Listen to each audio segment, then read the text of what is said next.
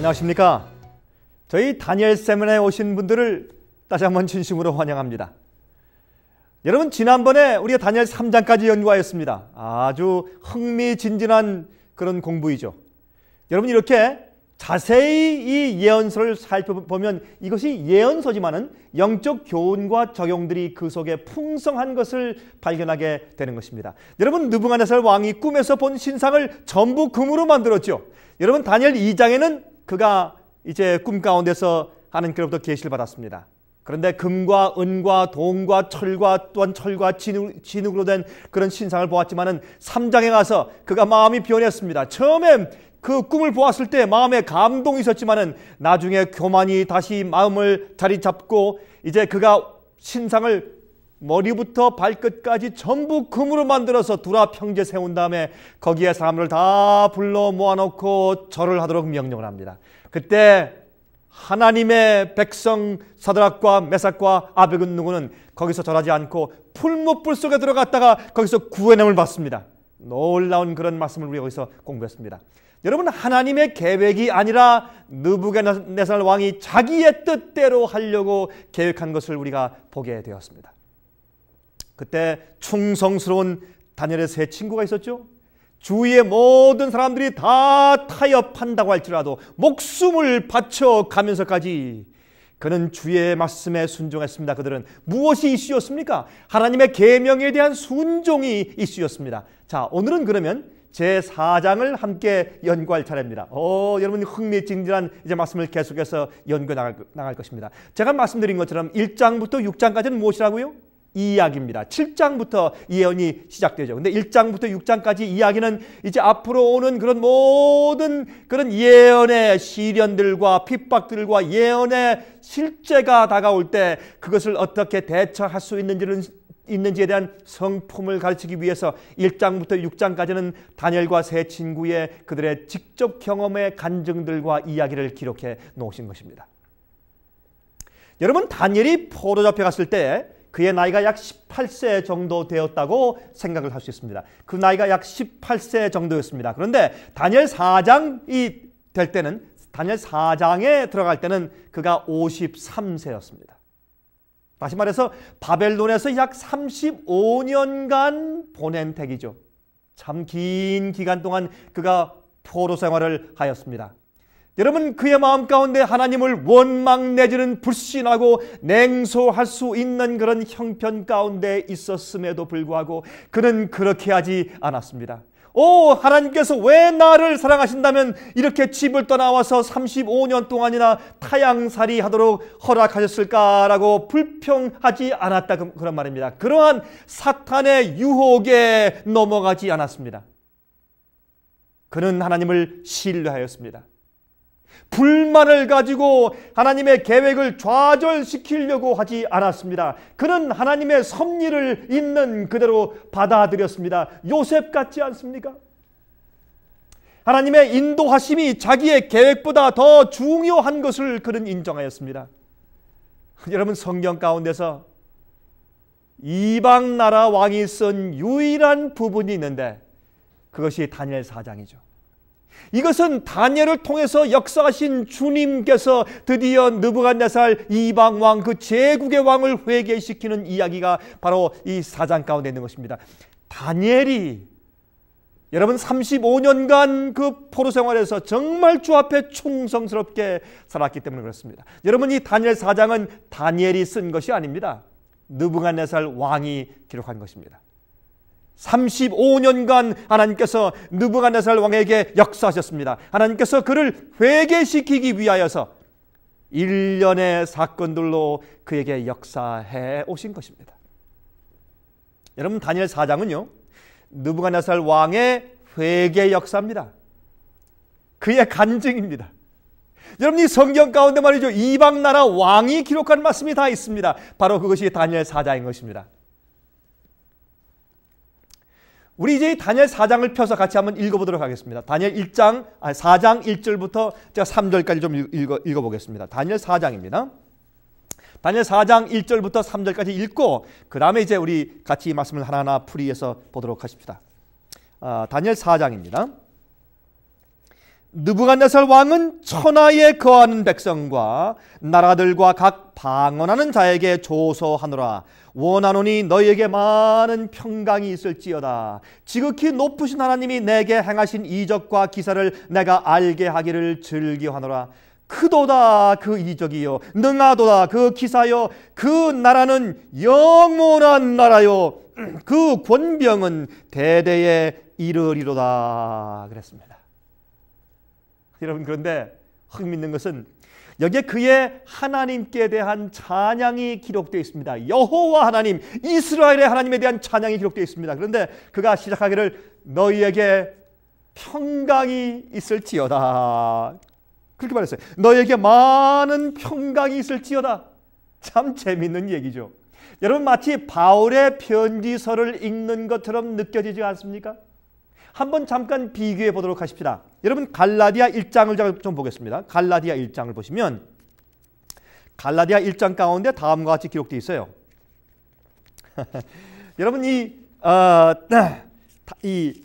다니엘서 4장의 시작은 느부갓네살 왕이 너에게 많은 평강이 있을지어다 라고 해서 마치 사도 바울의 글을 읽는 것 같은데, 갈라디아 1장 3절에 이렇게 바울이 시작했습니다. 우리 하나님 아버지와 주 예수 그리스도로조차 은혜와 평강이 있기를 원하노라. 얼마나 비싼 얘기입니까? 또 에베소 보실까요? 에베소서.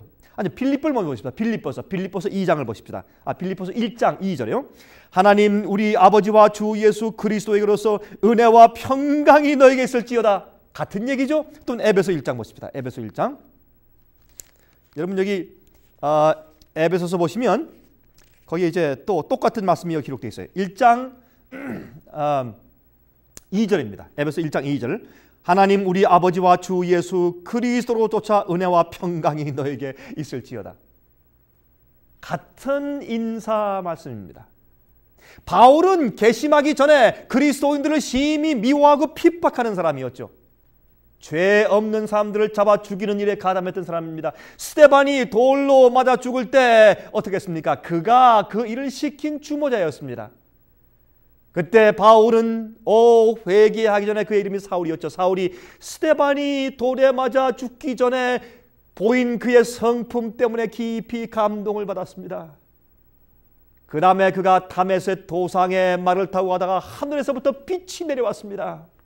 예수께서 말씀하기를 사울아 사울아 나는 내가 핍박하는 예수라 그랬습니다. 그게 크게 그가 은혜를 받고 회개했지 않았습니까?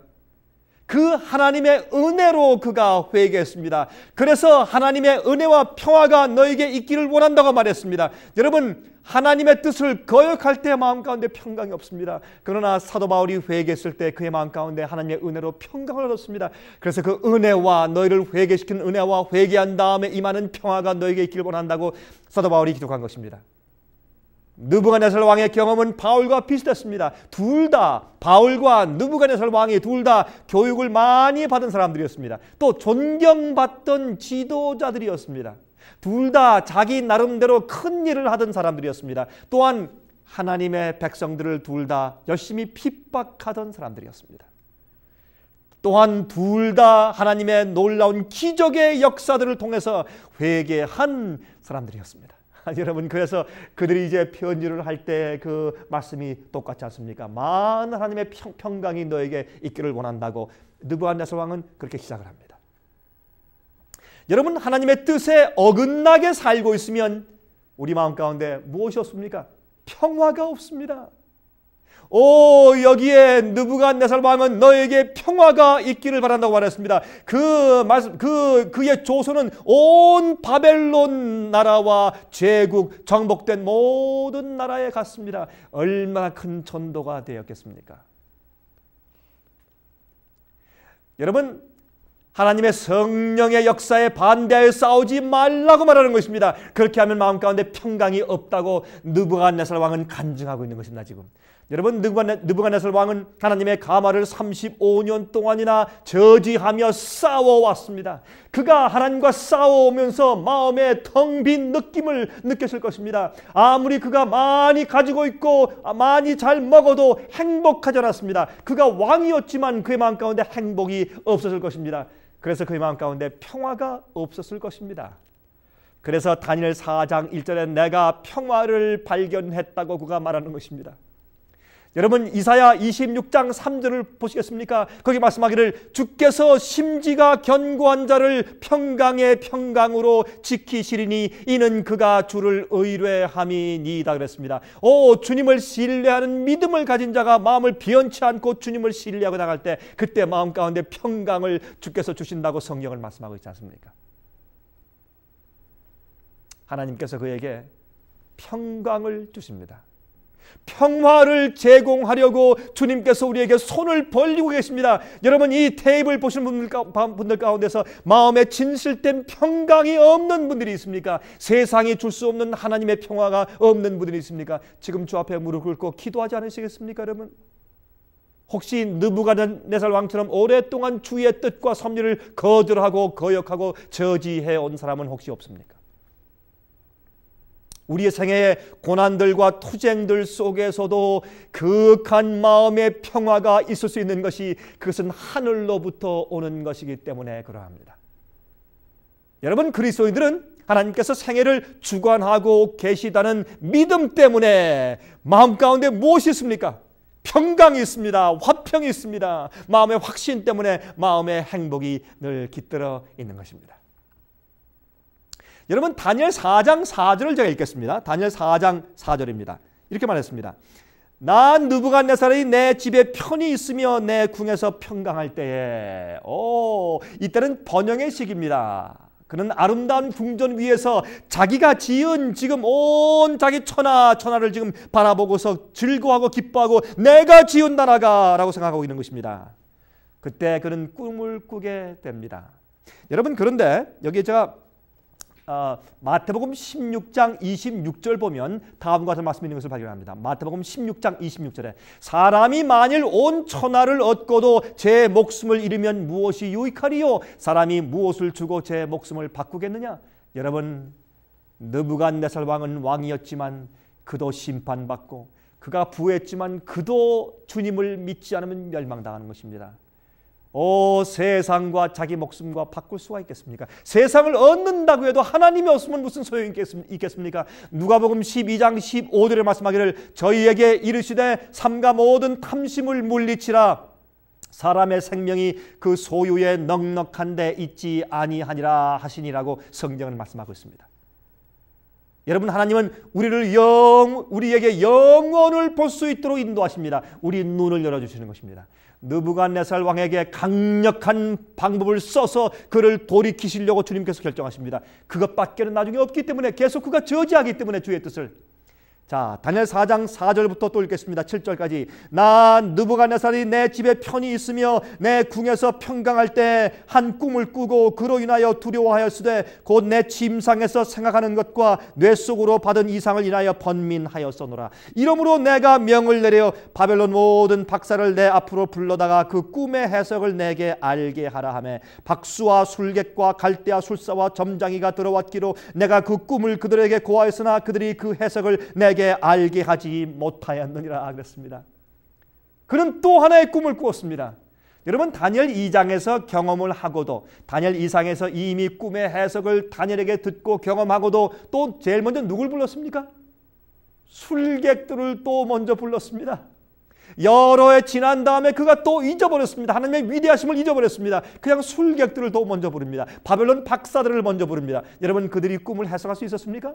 없었죠. 왜요?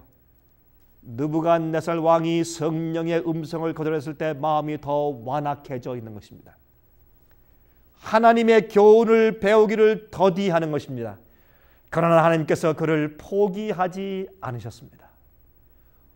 하나님께서 우리를 포기하지 않으십니다. 얼마나 감사합니까? 어떤 배지에 영어로 다음과 같은 그런 이제 글이 기록되어 있는 것을 제가 이제 한번 읽은 적이 있습니다. Don't give up on me. God isn't finished with me yet. 나를 포기하지 마십시오. 하나님께서 아직 내게서 일을 끝마치지 않으셨습니다. 자, 그 배지를 읽었을 때 참 용기를 받았습니다. 여러분, 제 오늘 이 말씀을 듣는 자 가운데서 낙심한 자가 있습니까? 절망 가운데 있는 자가 있습니까? 주께서 혹시 나를 버리지 않았는가라는 생각을 하는 자가 있습니까? 용기를 가지시기 바랍니다. 하나님은 자비하신 분입니다. 오래 참으십니다. 여러분 35년 이후에도 느부갓네살 왕에게 주님께서 또 오셔서 그를 회복시키기 위해서 애쓰시는 모습을 우리가 4장 가운데서 볼 수가 있는 것입니다. 얼마나 감사한 일입니까? 여러분이 성경 가운데서 우리가 모든 예언서 가운데서도 우리에게 용기 주는 말씀을 발견할 수가 있는 것입니다. 다니엘 4장 8절입니다. 그 후에 다니엘이 내 앞에 들어왔으니 그는 내 신의 이름을 쫓아 벨드사살이라 이름한 자여 그의 안에는 거룩한 신들의 영이 있는 자라 내가 그에게 꿈을 고하여 가로되. 드디어 이제 다니엘을 제일 마지막에 부릅니다. 어려운 일이 생기면 왜 하나님이 내게 이런 일을 일으키는가 라고 생각하지만 그러나 끝으로 우리가 하나님께 돌아가게 되지 않습니까? 다니엘 4장 8절 보니까 이제 다니엘을 다시 불러드립니다. 그때 거룩한 하나님의 영이 있는 자라 그랬어요. 알긴 알아요. 인정을 하는 것입니다. 35년 동안 다니엘을 지켜본 그는 아직까지 그 속에 하나님의 영이 있는 것을 그는 기억합니다. 그는 진실로 믿는 자처럼 다니엘이 살았습니다. 그 다니엘의 신실한 삶 때문에 아마 이 느부갓네살 왕은 매일마다 마음 가운데 양심의 가책이 있고 감동이 있었을 것입니다. 다니엘 4장 이제 9절부터 보겠습니다. 박수장 벨드사살아 내 안에는 거룩한 신들의 영이 있은즉 아무 은밀한 것이라도 내게는 어려울 것이 없는 줄을 내가 아노니 내 꿈에 본 이상의 해석을 내게 구하라. 여기 박수장 이제 벨드사살, 이 다니엘이 그 당시 이 박수들의 장이 된 것이 아니라 그 나라의 박사들의 아마 체어맨 회장이었던 모양입니다. 그런 뜻입니다. 자, 이제 10절부터 또 읽읍시다. 내가 침상에서 나의 뇌 속으로 받은 이상이 이러하니라. 내가 본즉 땅의 중앙에 한 나무가 있는데 고가 높더니 높이가 아주 높았단 말입니다. 그 나무가 자라서 견고하여 지고 그 고는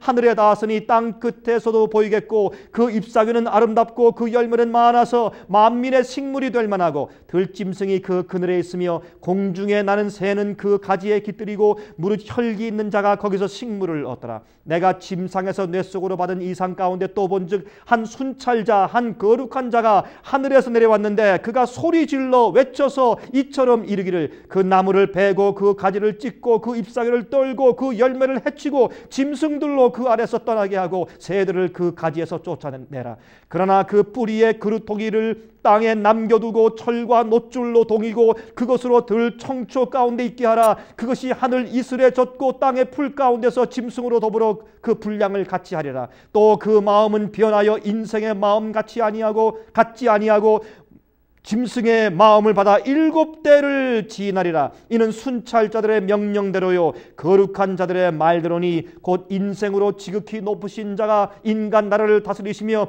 자기의 뜻대로 그것을 누구에게든지 주시며 또 지극히 천한 자로 그 위에 세우시는 줄을 알게 하려 함이라 하였느니라. 난 느부갓네살 왕이 이 꿈을 꾸었으니 너 벨드사살아 그 해석을 밝히 말하라. 내 나라 모든 박사가 능히 그 해석을 내게 알게 하지 못하였으나 오직 너는 능히 하리니 이는 거룩한 신들의 영이 내 안에 있음이니라 그랬습니다. 제가 18절까지 읽었습니다.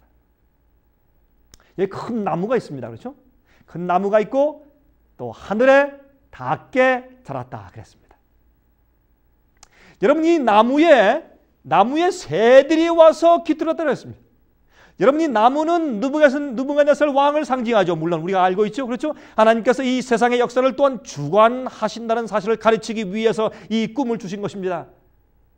여러분 다니엘 4장에서 배우는 교훈이 있습니다. 하나님은 사랑이십니다. 하나님은 처음에 인간의 마음에 부드럽게 역사하시지만은 어느 정도까지 사랑하시느냐 하면 우리가 말을 듣지 않을 때 큰 시련과 환난을 주셔서라도 우리를 구원하시는 것입니다. 여러분 우리 찬송 가운데 그런 찬송이죠. 때리시고 어루만져 어서 돌아오. 그 찬송 가운데 때리시고 어루만져 그렇죠? 우리를 때리시고 또 싸매시고 어루만지시고 그것이 주님의 우리를 구원하시는 역사가 아닙니까? 여기에 이 나무가 높이 자랐습니다. 이 나무는 느부갓네살 왕입니다. 거기에 많은 새들이 다 깃듭니다. 다시 말해서 모든 이 제국의 사람들이 그를 의지해서 살 수 있는 지위까지 높였단 말입니다. 그런 권위를 준 것입니다. 그러나 그가 교만해지고 자기 부를 자기 영광으로 만들어서 하나님의 뜻을 거절하고 그가 어떻게 했습니까? 타락하고 우상 숭배하는 데만 빠지게 되었습니다. 그때 주님께서 이제 그에게 채찍질 하시는데 그를 짐승처럼 만들어서 느부갓네살 왕이 7년 동안 짐승과 들에서 지내게 하신 것을 이제 이어난 것입니다. 그것이 너무 잔인한 것일까요? 아닙니다. 그의 마음속에 교만이 차가고 있는 것을 주님께서 보시고 하셨습니다. 하나님께서 그를 영원히 살게 하시기 위하여서 강력한 조치가 필요하게 되었습니다. 그 왕국의 백성들을 가르치시려고 또한 그렇게 하신 거 아니겠습니까? 여러분 그것을 보았을 때 얼마나 많은 사람들이 크게 교훈을 받고 놀랐겠습니까? 여러분, 우리 생에 마귀가 큰 시련들을 줄 수가 있습니다. 모든 일이 다 잘못되는 것처럼 보이고 앞이 캄캄할 때가 있습니다. 그러나 하나님께서 우리를 가까이 이끄시려고 허용하실 수가 있는 것입니다. 여러분, 어려운 일이 생길 때 주 앞에 가까이 하시기 바랍니다. 다니엘 4장 18절 19절 보겠습니다. 여러분, 다니엘 4장 18절과 이제 19절입니다. 이제 느부갓네살 왕이 아까 18절 읽었죠? 너는 이제 하나님의 영이 가득하니 이 꿈을 이제 해석할 수 있을 것이다라고 그렇게 말했습니다. 19절, 벨드사살이라 이름한 다니엘이 얼마 동안 놀라 벙벙하며 마음이 번민하여 하는지라. 왕이 그에게 말하여 이르기를, 벨드사살아, 너는 이 꿈과 그 해석을 인하여 번민할 것이 아니니라.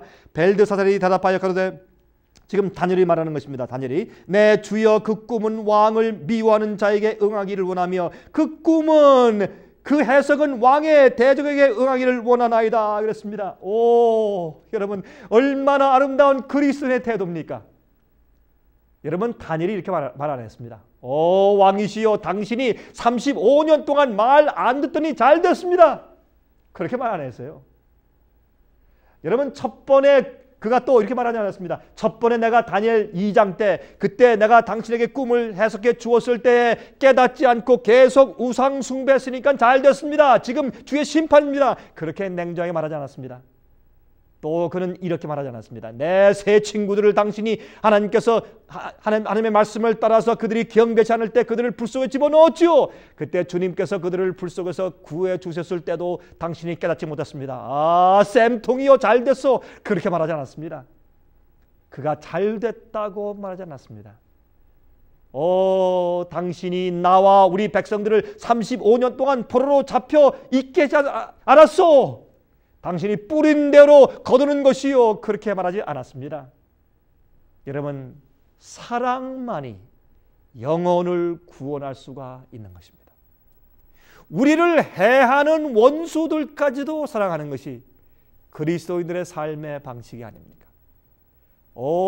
다니엘은 이 참 원수 같은 느부갓네살 왕에게 그는 말하기를, 왕이시여, 이 꿈에 대한 내용이 당신에게 이루어지기 않길 바란다고는 간절히 말합니다. 얼마나 놀라운 다니엘의 아름다운 사랑의 성품입니까?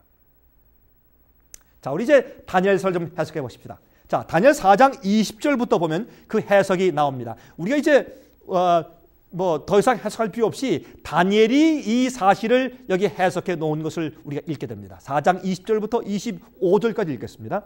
왕의 보신 그 나무가 자라서 견고해지고 그 고는 하늘에 닿았으니 땅 끝에서도 보이겠고, 다시 말해서 왕의 세력과 권세가 하늘까지 올라갔다 그 말입니다. 그 잎사귀는 아름답고 그 열매는 많아서 만민의 식물이 될 만하고 들짐승은 그 아래 거하며 공중에 나는 새는 그 가지에 깃들이더라 하시오니, 왕이여, 이 나무는 곧 왕이시라. 이는 왕이 자라서 견고하여지고 장대하여 하사 하늘에 닿으시며 권세는 땅 끝까지 미치심이니이다.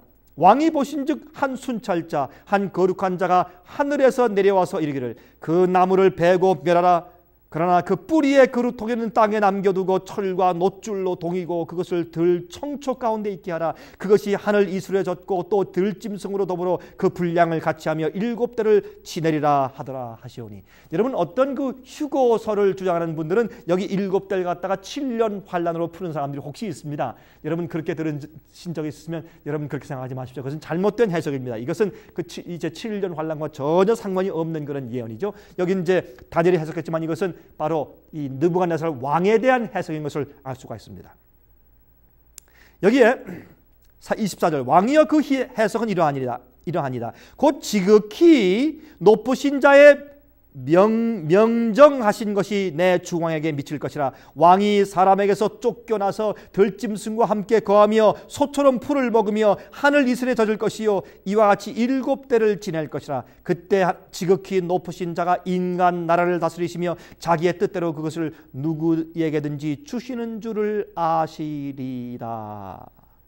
그렇게 말했습니다. 제일 먼저 이 예언의 해석 가운데 무슨 특징이 있습니까? 느부갓네살 왕이 정신이 혼미하고 나가서, 정신이 미쳐서 사람들로부터 쪽쪽 나가게 됩니다. 두 번째, 들짐승들과 함께 살게 됩니다. 세 번째, 풀을 먹게 될 것이라고 했습니다. 여러분이 정신의학적으로, 여러분 그 정신의학 사전에 보면 리칸트로피라는 병이 있습니다. 리칸트로피라는 병은 자기가 짐승이 되었다고 착각하는 정신착란증 가운데 하나입니다. 갑자기 그런 생각이 왔다가 또한 얼마 있다가 갑자기 낫는 경우들이 의학 사전들에 기록되어 있는 것을 우리가 발견할 수가 있습니다. 여러분 그런 병에 걸리면 자기의 외모에 전혀 관심이 없습니다. 여러분 손톱이 기르고 발톱이 기르고 머리가 참 짐승처럼 기르고, 그래서 짐승처럼 소리를 내고 기어다니면서 짐승과 같은 음식물들을 좋아하게 되는 그런 이상한 현상의 그런 정신착란병이 있는 것입니다. 이 왕이 바로 그런 병에 걸린 것 같습니다. 이 왕이 하루는 왕궁 위에서 거닐면서 자기가 지은 아름다운 궁들을 보면서 자랑하고 자기에게 영광을 돌렸을 때 갑자기 하늘에서 음성이 왔습니다. 여러분 10년 동안 지은 자기의 그 아름다운 궁들을 보면서 찬양했을 때 그에게 심판이 왔습니다. 그는 군사적인 전략가고 정치적인 천재였습니다. 그의 성공과 부를 자랑하고 있었습니다. 갑자기 그때 그의 머리에서 지성이 사라지고 정신이 나갔습니다. 그래서 7년 동안 잠정적으로 미친 상태로 이 왕이 지내게 됐습니다. 얼마나 놀라웠겠습니까, 여러분? 여러분 다니엘 4장 26절입니다. 또 그들이 그 나무 뿌리에 구루터기를 남겨두라 하였은즉 하나님이 다스리는 줄을 왕이 깨달은 후에야 왕의 나라가 견고하리라. 다시 말해서 그가 다시 회복될 것이라 그 말이죠.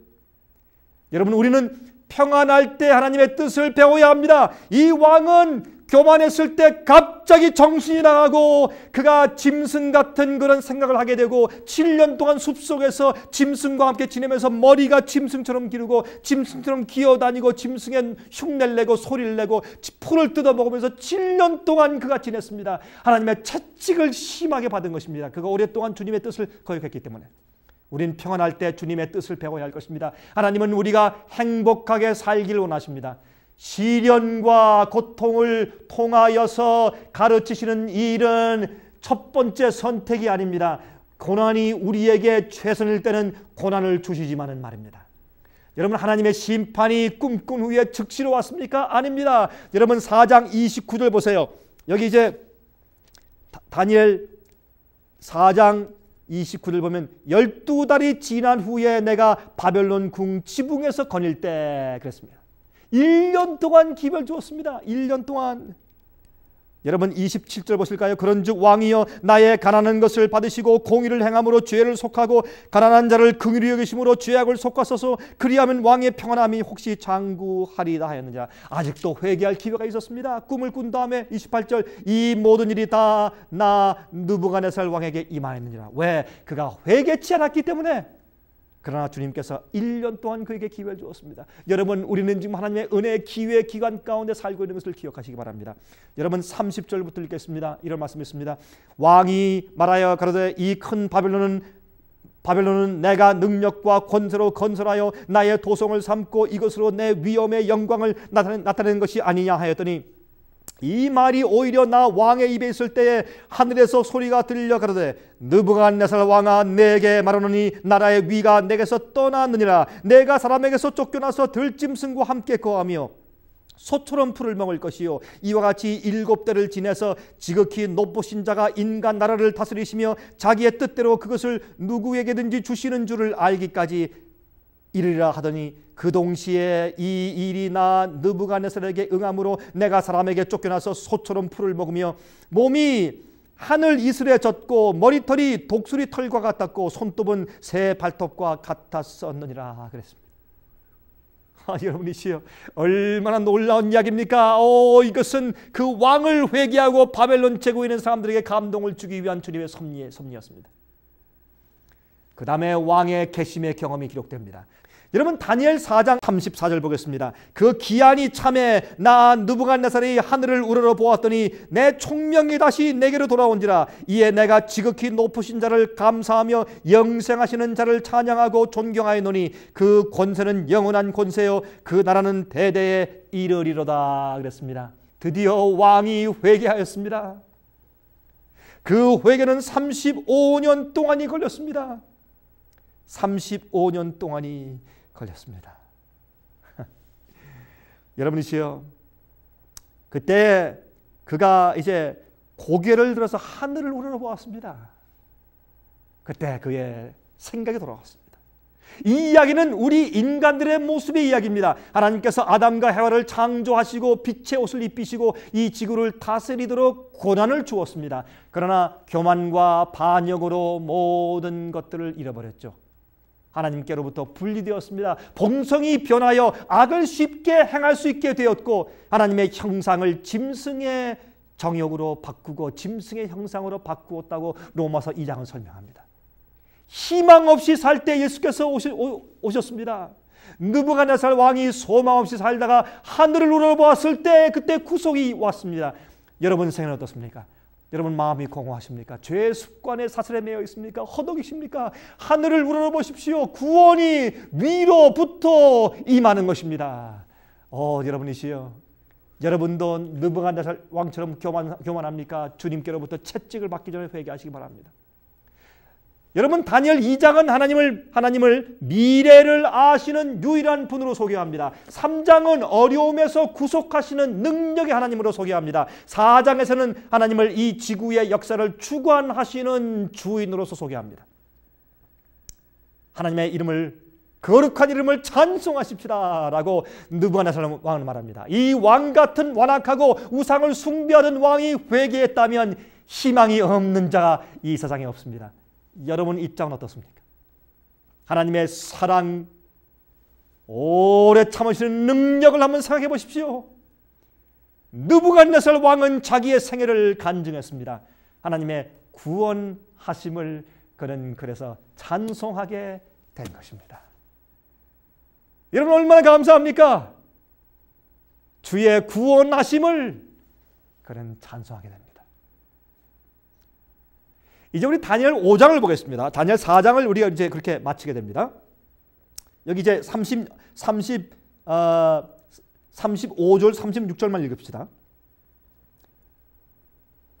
땅의 모든 거민을 없는 것 같이 여기시며 하늘의 군사에게든지 땅의 거민에게든지 그는 자기 뜻대로 행하시나니 누가 그의 손을 금하든지 혹시 이르기를 내가 무엇을 하느냐 할 자가 없도다. 그 동시에 내 총명이 내게로 돌아왔고 또 나라 영광에 대하여도 내 위엄과 광명이 내게로 돌아왔고 이 4장입니다. 지금까지. 또 나의 모사들과 권원들이 내게 조회하니 내가 내 나라에서 다시 세움을 입고 또 지극한 위세가 내게 더하였느니라. 그러므로 지금 나 느부갓네살이 하늘의 왕을 찬양하며 찬송하며 존경하노니 그의 일이 다 진실하고 그의 행하심이 의로우심으로 무릇 교만하게 행하는 자를 그가 능히 낮추심이니이다. 자기 자신에 대해서 얘기하며 지금 찬송하고 있습니다. 다니엘 5장입니다.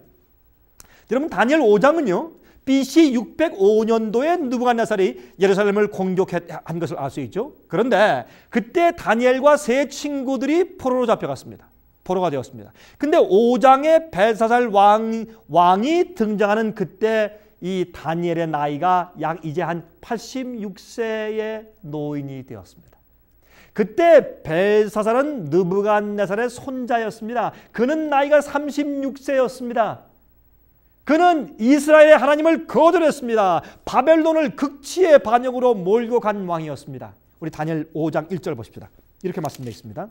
벨사살 왕이 그 귀인 1,000명을 위하여 큰 잔치를 배설하고 그 1,000명 앞에서 술을 마시니라.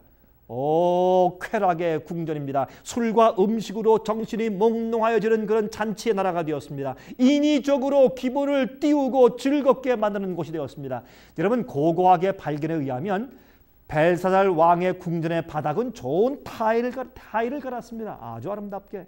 여러분, 2500년 전의 그 일입니다. 이 바벨론의 궁전에서 온갖 음악들이 지금 들려오고 있습니다. 술들을 마시며 그들이 소리 지르고 노래하고 있습니다. 양심이 마비되어 있습니다. 정욕이 이성을 대신하여 판을 치고 있습니다. 1000명의 귀인들을 다 불러놓고 왕이 지금 잔치하고 있습니다. 그날 밤에 멸망의 날이 닥칠 것을 알지 못하고, 그 사실을 미리 여러분 이사야서 21장 1절부터 9절까지 보시면, 여러분 제가 읽지 않겠지만 여러분 한번 찾아보십시오. 이사야 21장 1절부터 9절까지 보시면 이미 바벨론이 그렇게 갑자기 쾌락의 날에 즐길 때 갑자기 암흑스러운 멸망이 닥칠 것을 이미 이사야서 21장 1절부터 9절에 예언해 놓았습니다.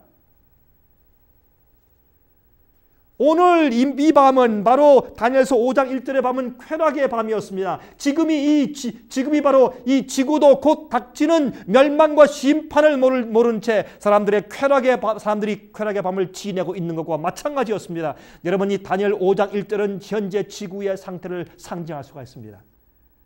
자기 자신을 만족해 하기 위한 죄악적인 행위들이 만연하고 있습니다. 여러분, 마태복음 24장 보시겠습니까? 마태복음 24장 여러분 37절부터 39절까지 있는 말씀 보면 이렇게 말씀되어 있습니다. 노아의 때와 같이 인자의 임함도 그러하리라. 홍수 전에 노아가 방주에 들어가는 날까지 사람들이 먹고 마시고 장가들고 시집가고 있으면서 홍수가 나서 저희를 다 멸하기까지 깨닫지 못하였으니 인자의 임함도 이와 같으리라. 여러분, 옛날 바벨론 나라가 갑자기 그들이 타락하고 먹고 마시고 하나님의 말씀을 조롱했을 때 그들이 멸망한 것처럼 세상도 지금 그렇게 되어가고 있지 않습니까? 누가복음 21장을 보십시오. 마찬가지 말씀이 기록되어 있습니다. 누가복음 21장 제가 34절부터 36절까지 읽겠습니다. 너희는 스스로 조심하라. 그렇지 않으면 방탕함과 술취함과 생활의 염려로 마음이 둔하여지고 뜻밖의 그날이 덫과 같이 너에게 임하리라. 이날은 온 지구상에 거하는 모든 사람에게 임하리라. 이러므로 너희는 장차 올 이 모든 일을 능히 피하고 인자 앞에 서도록 항상 기도하며 깨어있으라 하시니라. 항상 기도하고 깨어있으라, 그렇게 말씀하셨습니다. 여러분, 요한계시록 18장 7절부터 10절을 보시면 거기에 이제 이런 말씀이 기록되어 있죠. 요한계시록 18장입니다. 요한계시록 18장을 보시면 다음과 같은 말씀이 이제 기록되어 있는 것을 봅니다. 여러분, 요한계시록 18장 이제 7절부터 10절까지 18장의 얘기는 마지막 시대 바벨론, 영적인 바벨론이 멸망당하는 모습입니다. 한번 들어보시겠습니까? 이제 7절부터 10절입니다. 이런 말씀이 있어요. 그가 어떻게 자기를 영원롭게 하였으며 사차했든지 그만큼 고난과 애통으로 갚아주라. 그가 마음에 말하기를 나는 여호왕으로 앉은 자요 과부가 아니라 결단코 애통을 당하지 아니하리라 하니, 그러므로 하루 동안에 그 재앙들이 이르리니 곧 사망과 애통과 흉년이라. 그가 또한 불에 살라지리니 그를 심판하신 주 하나님은 강하신 자이심이니라. 그와 함께 음행하고 사치하던 땅의 왕들이 그 불붙는 연기를 보고 위하여 울고 가슴을 치며 그 고난을 무서워하여 멀리 서서 가로되 화 있도다 화 있도다 큰 성 견관성 바벨론이여 일시간에 내 심판이 이르렀도다 하리로다. 이게 무슨 말입니까? 여러분, 마지막 시대의 이 바벨론 나라, 영적인 바벨론도, 타락한 교회들인 영적인 바벨론도 말입니다, 멸망당하는데 왜? 그들이 이 죄의 잘못된 오류의 포도주를 마시고 취해서 하나님께 영광 돌리지 않고 마음껏 먹고 마시고 살 때에 주님을 믿는다고 하지만 오류 가운데 주님의 뜻대로 살지 않고 진실로 회개치 아니할 때 세상이 멸망하는 것입니다. 그 영적인 바벨론의 멸망은 바로 다니엘 5장에 있는 진짜 현재 옛날 고대 바벨론의 멸망을 토대로 해서 상징적으로 기록되어 있는 것입니다. 그들이 왜 바벨론이 멸망했습니까? 첫째, 이유는 그들은 쾌락에 빠진 생애를 살았습니다. 두 번째, 여러분, 그들이 주의 뜻을 거역했습니다. 우리의 몸은 성령께서 거하시는 성전입니다. 다니엘 1장 8절에 다니엘은 왕의 진미로 자기 자신을 더럽히지 않기로 결심했다고 그랬죠. 여러분 예레미야 51장 39절, 9절, 52절 보시겠어요? 예레미야 51장을 잠깐 보겠습니다. 여러분 예레미야 51장을 보시면 거기에 39절, 그 다음에 9절, 그 다음에 52절을 읽겠습니다. 39절 먼저 읽겠습니다. 열정이 일어날 때에 내가 연회를 베풀고 그들을 취하여 기뻐하다가 영영이 잠들어 깨지 못하게 하리라. 여호와의 말이니라. 갑자기 연회 가운데 죽게 되죠. 여러분 바벨론에 대한 그 예언의 말씀이 여기에 또 기록되어 있는 것입니다. 9절입니다. 우리가 바벨론을 치료하려 하여도 낫지 아니한즉 버리고 각기 고토로 돌아가자. 그 화가 하늘에 미쳤고 궁창에 달하였습니다. 더 이상 바벨론이 어떻게 하지 않는다고요? 회개치 않는다고요. 52절 그러므로 여호와께서 말씀하시되 보라 날이 이르리니 내가 그 조각한 신상을 벌할 것이라 상함을 입은 자들이 그 땅에서 신음하리라. 여러분이시여 그들이 이제 멸망당할 것을 이미 이사야와 예레미야 이미 예언해 놓았습니다. 여러분 바벨론은 많은 빛을 받고도 결국은 하나님의 계명을 무시하였습니다. 부도덕한 세대가 되었습니다. 이 세상도 바벨론의 멸망의 밤과 같은 것입니다. 윤리와 정직이 사라진 세상 가운데 살고 있는 것입니다. 여러분 다니엘 5장 3절부터 5절까지 있습니다. 이에 예루살렘 하나님의 전 성소 중에서 취하여 온 금기명을 가져오매 왕이 그 귀인들과 왕후들과 빈궁들로 더불어 그곳으로 마시고 무리가 술을 마시고는 그 금, 은, 동, 철, 목, 석으로 만든 신들을 찬양하니라. 그때 사람의 손가락에 나타나서 왕궁 맞은 촛대 맞은편 분벽의 글자를 쓰는데 왕이 그 글자 쓰는 손가락을 본지라 그랬습니다. 성전 기명들을 가지고 온 것들로 술을 마셨습니다. 그들이 술에 취하자 예루살렘 성전에서 가져온 은금 기명을 가져와라. 거기 술을 부어서 하나님을 조롱하며 성전 기명들의 술을 부어서 마셨습니다. 하나님을 조롱했습니다. 그때 핏기 없는 손이 벽에 나타나서 글을 쓰기 시작했습니다. 메네 메네 데겔 우바르신. 갑자기 음악이 그치고 사람들의 무릎이 떨리고 여인들의 얼굴이 창백해지고 그들의 심장이 뛰기 시작했습니다. 귀인들의 얼굴이 다 굳어지고 왕이 떨기 시작했습니다. 그들의 취함이 깨었습니다. 그들이 다 놀라서 다 음악을 멈추면서 조용히 서 있었습니다. 다 벽을 쳐다보았습니다. 성전에서 가져온 금 촛대가 불빛을 비추는데 거기에 그 손이 나타나서 글을 썼습니다. 그 벽에 그 궁전의 벽에 여러분 성전에서 가져온 그 촛대의 넓이는 약 5피트고 높이가 8피트입니다. 그런 큰 촛대에서 불이 비추고 있는데 그 뒤에 손이 나타나서 글을 쓴 것입니다. 여러분 다니엘 5장 6절을 보십시다. 이에 왕의 즐기던 빛이 변하고 그 생각이 번민하여 넓적다리 마디가 녹은 듯하고 그 무릎이 서로 부딪힌지라. 그 떨리면서 무릎이 부딪힐 정도로 떨리는 것입니다. 지금 5장 7절입니다. 웃음이 그쳤습니다. 그의 교만이 그쳤습니다. 7절 왕이 크게 소리하여 술객과 갈대아 술사와 점장이를 불러오게 하고 바벨론 박사들에게 이르러 가로되 물은 누구든지 이 글자를 읽고 그 해석을 내게 보이면 자주옷을 입히고 금사슬로 그 목에 들이우고 그런 나라의 셋째 치리자를 삼으리라 하니라. 여러분 그때 벨사살 왕이 느부갓네살의 아들이 아니라 손자입니다. 그 당시에 이 느부갓네살의 son of Nebuchadnezzar, 느부갓네살의 왕이라고 표현하는 것은 그의 아들보다는 그의 자손이라는 뜻이죠. 여러분 느부갓네살 왕의 아들은 나보니더스입니다. 나보니더스라는 그런 왕이 있었습니다. 나보니더스는 사실은 별로 이름이 없는데 자연계를 사용하는 왕이었기 때문에 그렇습니다. 여러분 예수님도 다윗의 아들 그러죠? 다윗의 아들입니까? 다윗의 자손이죠. 그렇죠? 그런 뜻을 우리가 말하는 것입니다. 성경 비평학자들이 벨사살의 존재 역사가 역사에 없다고 이렇게 비평들을 한 적이 있습니다. 그때 1861년도에 고고학자 W.H. 탈보씨가 나보니더스란 아들이 느부갓네살 왕에게 있었다는 사실을 발견했고 1924년도에 시드니 스미스 씨가 나보니더스가 아들 벨사살과 함께 통치한 사실을 발견했습니다.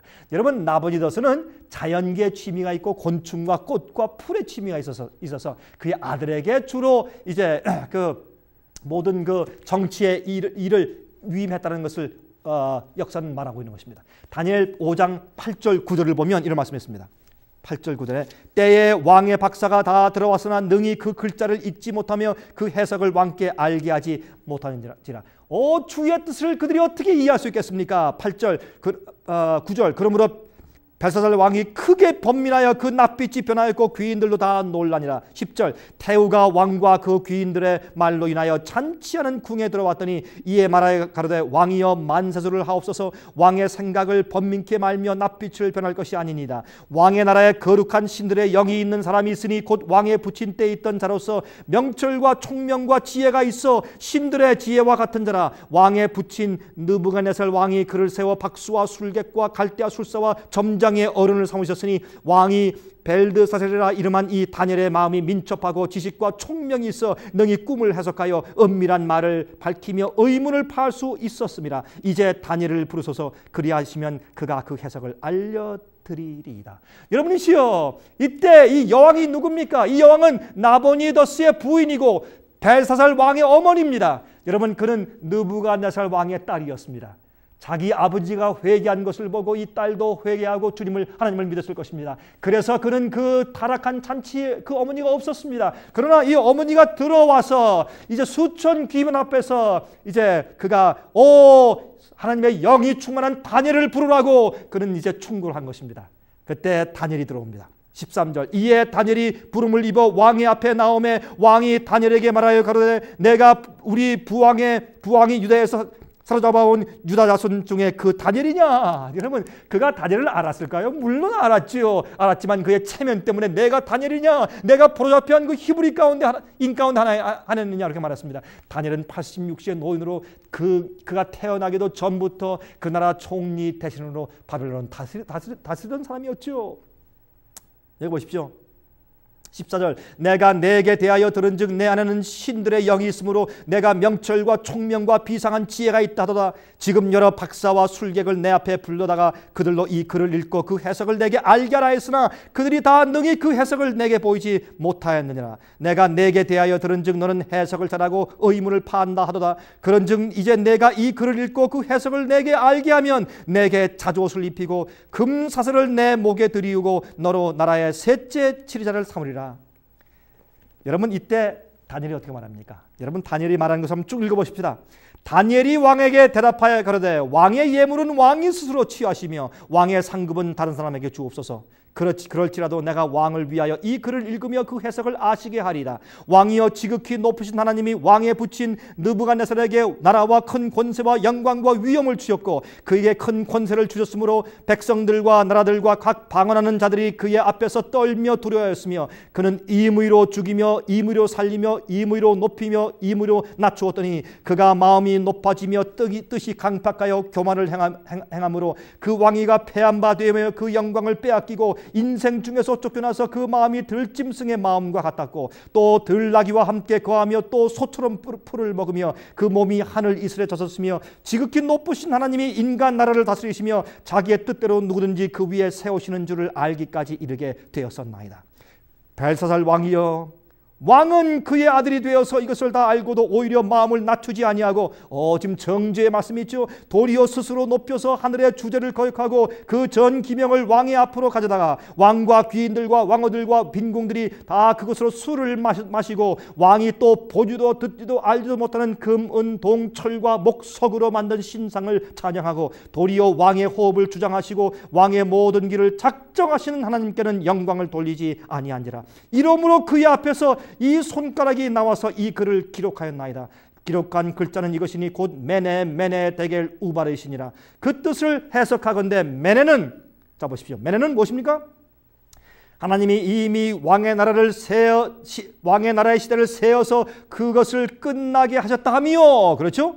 여러분, 메네의 뜻은 하나님이 이미 왕의 나라를 다시 그 시대를 세워서 그것을 끝나게 하셨다 하미요. 데겔은 무슨 뜻입니까? 데겔은 왕이 저울에 달려서 부족함이 되었다. 부족함이 배었다 함이요. 그런 뜻입니다. 베레스는요. 베레스는 왕의 나라가 나뉘어서 메대와 파사 사람들에게 준바되었다 함입니다. 이미 그 글을 쓴 것이 이미 다 해석되었죠. 베레스는 메대와 파사 사람들에게 왕의 나라가 나뉘어서 준바되었다고, 이제 왕의 나라가 망합니다, 그런 뜻이죠. 이에 벨사살이 명하여 무리로 다니엘에게 자주옷을 입히게 하며 금사슬로 그의 목에 들이우게 하고 그를 위하여 조소를 내려 나라의 셋째 치리자를 삼으니라. 그날 밤에, 성경은 말하기를 그날 밤에 갈대아 왕 벨사살이 죽임을 당하였고 메대 사람 다리오가 나라를 얻었는데 때에 다리오는 62세였더라 그랬습니다. 여러분이시여, 여기에 있는 말씀 보면 어떤 말씀입니까?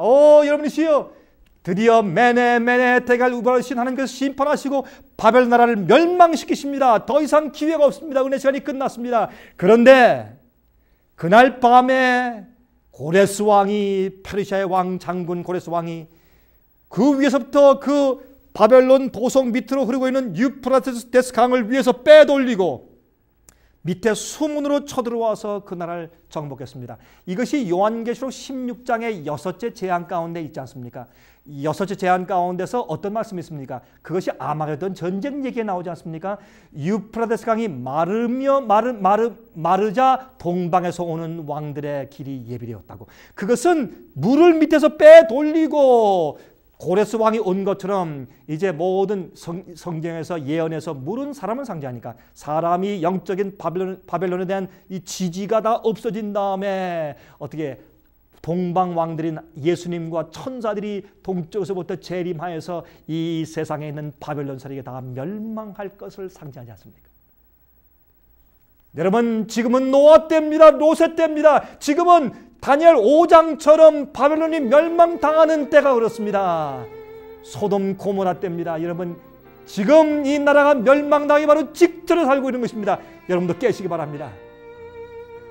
여러분, 다니엘 4장과 5장은 오늘날 우리 시대에 살고 있는 우리 시대와 우리들에게 직접적으로 적용되는 많은 교훈들이 그 속에 있는 것입니다. 제가 다음 시간 다시 뵙겠습니다. 다음에 이제 6장에 있는 놀라운 이제 또한 이야기와 또한 예언의 문제를 다루겠습니다. 다음 시간까지 안녕히 계십시오. 은혜 많이 받으셨습니까? 생애의 빛은 각종 미디어, 즉 출판물, 텔레비전, DVD, CD, 그리고 웹사이트를 통하여 복음을 전하는 미디어 선교 기관입니다. 생애의 빛 선교 사업에 대해서 좀 더 자세하게 알기 원하시는 분들은 웹사이트 www.sostv.net를 방문하시기 바랍니다. 생애의 빛 웹사이트에는 지금까지 나온 모든 월간지와 DVD, 텔레비전 방송물들을 누구나 무료로 보실 수 있도록 준비되어 있습니다.